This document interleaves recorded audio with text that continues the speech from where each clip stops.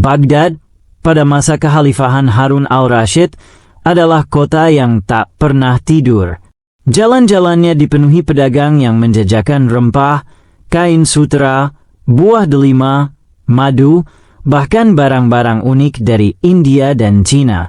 Bau harum dupa bercampur dengan teriakan pedagang yang memanggil pembeli, suara kambing, dan celoteh anak-anak kecil yang berlarian. Di tengah keramaian itu, datanglah seorang lelaki asing. Pakaiannya panjang dan rapi, sorbannya berwarna putih bersih, matanya tajam, dan jenggotnya disisir rapi hingga mengkilap. Ia menunggang seekor kuda hitam tinggi besar, membuat orang-orang segera menyingkir. "Siapa dia?" bisik para pedagang. "Aku dengar dia seorang filsuf dari negeri jauh, katanya tak pernah kalah berdebat," jawab seorang penjual kurma. Filsuf itu berhenti di alun-alun pasar, lalu berteriak lantang, "Wahai penduduk Baghdad, aku mendengar kalian punya seorang cerdit bernama Abu Nawas. Aku datang untuk menguji kecerdasannya. Jika ia kalah, biarkan ia pergi dari kota ini, sebab Baghdad tidak pantas menyimpan nama besar yang hanya dongeng belaka." Orang-orang langsung gempar.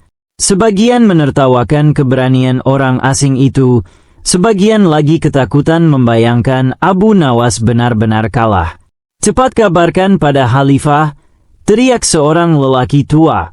Di istana, Raja Harun al-Rashid duduk di singgasananya yang megah, dikelilingi para wazir dan penjaga. Ia tampak bersemangat mendengar kabar tentang kedatangan filsuf asing itu. "Sudah lama aku bosan dengan perdebatan para ulama yang terlalu serius. Kali ini, mungkin kita akan disuguhi pertarungan otak yang benar-benar seru," ujar Raja sambil tertawa. Tak lama, Abu Nawas pun dipanggil.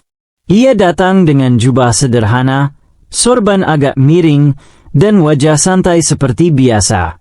"Abu Nawas," kata Raja sambil menahan tawa, "seorang filsuf asing datang untuk menantangmu berdebat. Jika engkau kalah, engkau harus meninggalkan Baghdad selamanya." Semua orang di ruangan menahan napas.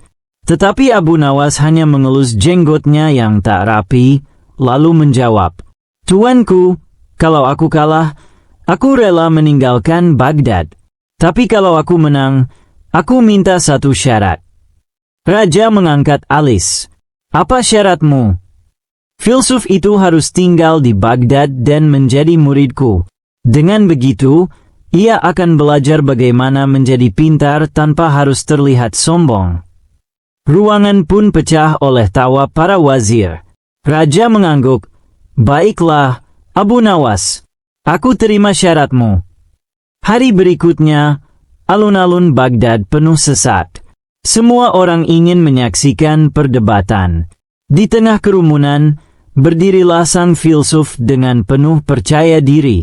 Ia menatap Abu Nawas yang datang dengan langkah malas. "Jadi ini Abu Nawas yang katanya paling cerdik di Baghdad," sindir filsuf itu. Abu Nawas hanya menunduk, pura-pura mencari sesuatu di tanah. "Aku hanya mencari logika yang jatuh, barangkali engkau sudah menginjaknya sejak tadi." Orang-orang langsung tertawa terpingkal-pingkal. Sang filsuf mendengus kesal. Raja Harun al-Rashid hadir pula, duduk di kursi emasnya. Ia mengangkat tangan, memberi tanda perdebatan dimulai. "Baik," kata filsuf, "aku punya 5 pertanyaan. Jika engkau bisa menjawab semuanya, aku akan mengaku kalah." Abu Nawas tersenyum. "Aku tunggu pertanyaanmu." "Filsuf, katakan padaku, wahai Abu Nawas, mana yang lebih tua, malam atau siang?" Orang-orang langsung ribut. Pertanyaan itu terdengar sederhana, tapi sulit dijawab. Abu Nawas mengangkat tangannya, lalu berkata, "Malam lebih tua, tentu saja." "Bagaimana bisa?" tanya filsuf dengan dahi berkerut.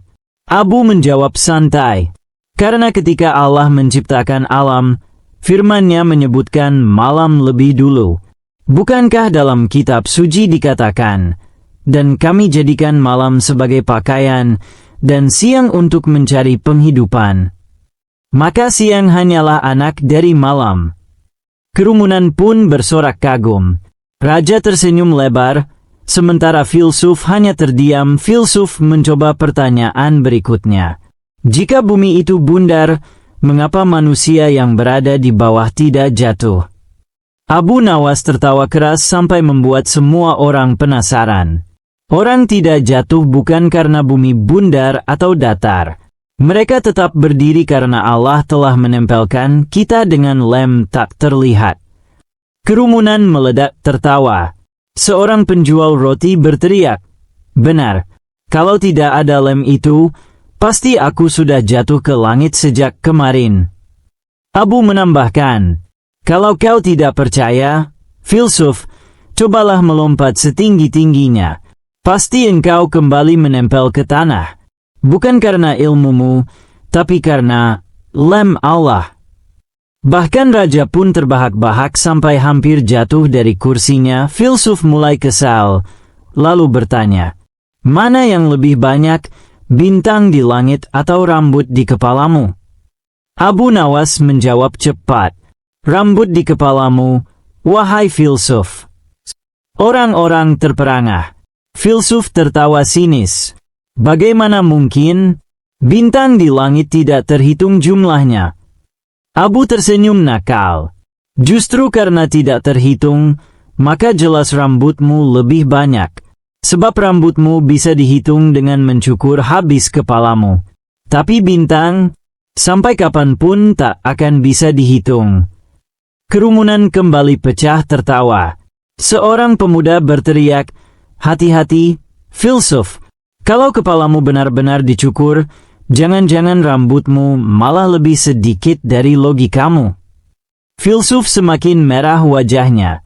"Kalau akal itu tak terlihat, bagaimana engkau membuktikan bahwa engkau punya akal?" Abu Nawas berdiri dengan tenang.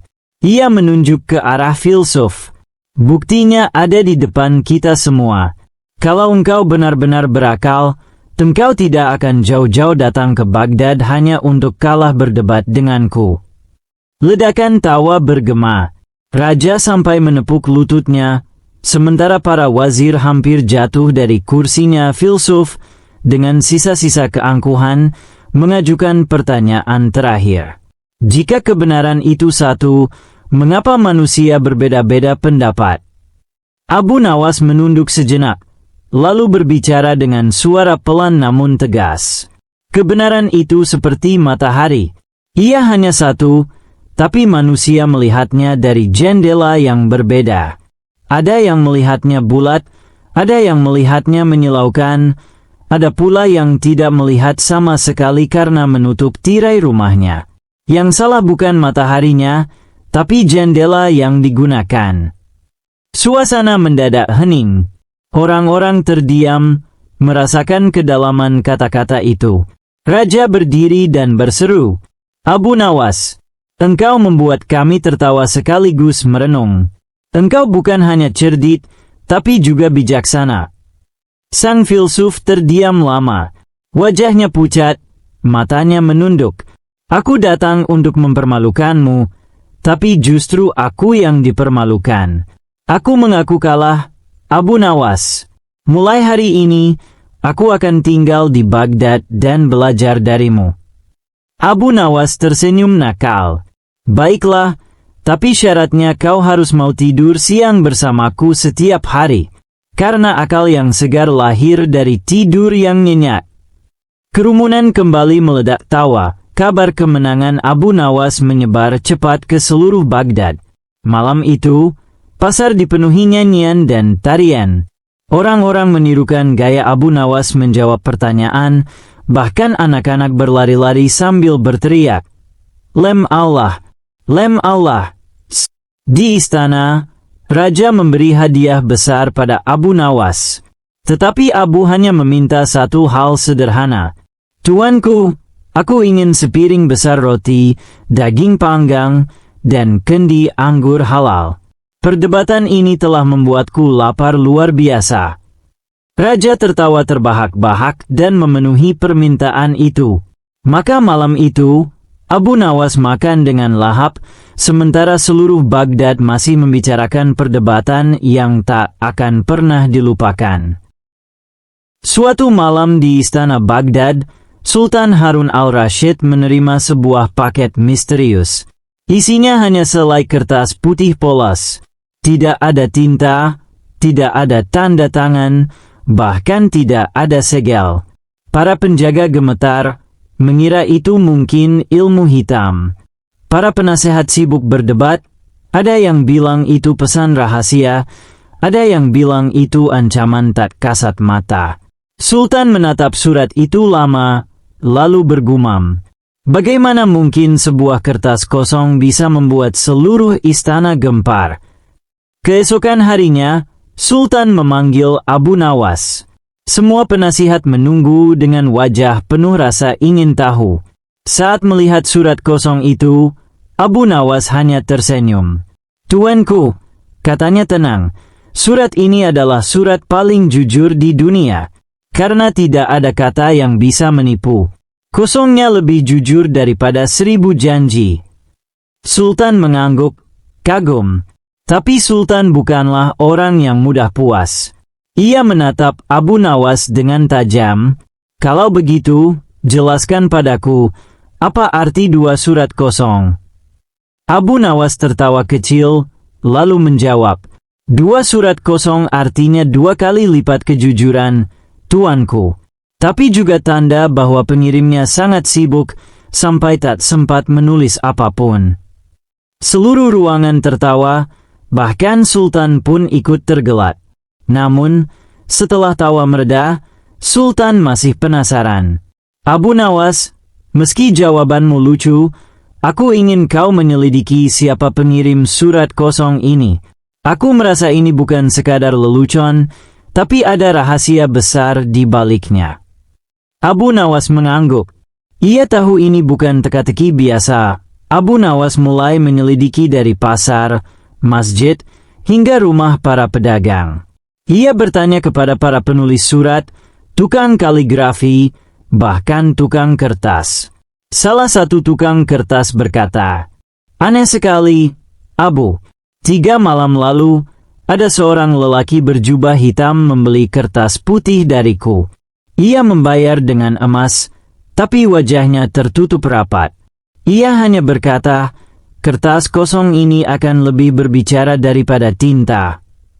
Kata-kata itu menancap dalam benak Abu Nawas. Malam berikutnya, Abu Nawas bermimpi. Dalam mimpinya, surat kosong itu melayang di udara dan berubah menjadi cermin. Saat Abu Nawas menatapnya, ia tidak melihat wajahnya sendiri, melainkan bayangan Sultan sedang duduk sendirian dengan wajah murung. Ketika Abu terbangun, ia bergumam, "Mungkinkah surat kosong ini sebenarnya datang dari diri Sultan sendiri? Sebuah pesan diam, sebuah jeritan hati yang tak bisa ia ucapkan pada siapapun." Keesokan harinya, Abu Nawas kembali ke istana. Ia berkata pada Sultan, "Tuanku, mungkin surat kosong ini sebenarnya bukan dari siapa-siapa. Bisa jadi ini adalah pesan dari langit, atau bahkan dari hati tuanku sendiri." Sultan terdiam. Kata-kata itu menusuk dalam. Ia menyadari betapa sunyinya dirinya di balik segala kemewahan dan kekuasaan. Abu Nawas menunduk, lalu menambahkan, "Terkadang, tuanku, rahasia terbesar bukanlah apa yang ditulis, tapi justru apa yang tidak pernah terucap." Sultan tidak lagi bertanya. Surat kosong itu disimpan di ruang pribadinya, tak pernah dibakar, tak pernah dibuang. Dan hingga kini, tak seorang pun benar-benar tahu siapa pengirimnya. Hanya Abu Nawas yang tahu bahwa kosong pun bisa berisi ribuan makna. Beberapa bulan setelah surat kosong pertama, ketika semua orang sudah hampir melupakannya, sebuah peristiwa aneh kembali terjadi. Suatu pagi, Sultan berjalan di taman istana. Tiba-tiba dari langit jatuh selembar kertas putih. Tidak terbakar, tidak robek, hanya melayang perlahan seolah memang diturunkan dari angin. Para penjaga panik. "Tuanku, inilah pertanda buruk. Surat kosong lagi." Sultan segera memanggil Abu Nawas. Saat melihat kertas itu, Abu Nawas tertawa sampai hampir terjatuh. "Kenapa engkau tertawa, Abu Nawas?" tanya Sultan curiga. "Karena ini lucu sekali, tuanku," jawab Abu Nawas. "Dulu engkau menerima surat kosong pertama, lalu bingung mencari maknanya. Sekarang langit memberimu surat kosong kedua. Artinya jelas." "Apa artinya?" Sultan mendesak. Abu Nawas mengangkat kertas itu tinggi-tinggi sambil berkata lantang, "Artinya, bahkan langit pun ingin ikut bercanda denganmu. Jika manusia bisa mengirim surat kosong, mengapa langit tidak?" Semua orang tertawa, kecuali Sultan yang masih penasaran. "Tidak, Abu Nawas. Ini pasti ada makna rahasia. Jika surat kosong pertama adalah kejujuran, maka surat kosong kedua ini, apa artinya?" Abu Nawas menatap kertas itu serius kali ini, lalu berkata pelan, "Tuanku, mungkin surat kosong kedua ini adalah peringatan bahwa dalam hidup, semakin tinggi kedudukan seseorang, semakin kosong pula teman sejatinya. Karena makin sedikit yang berani berkata jujur padanya." Ruangan hening. Sultan terdiam lama, seakan hatinya disentuh. Lalu Abu Nawas menambahkan dengan senyum nakal, "Tapi jangan takut, tuanku. Setidaknya, engkau masih punya aku. Aku yang tak pernah sungkan menertawakanmu, bahkan di depan seluruh istana." Sultan akhirnya meledak tertawa, dan semua orang ikut lega. Namun diam-diam, Sultan menyimpan kedua surat kosong itu di ruang pribadinya sebagai rahasia abadi yang hanya ia dan Abu Nawas pahami.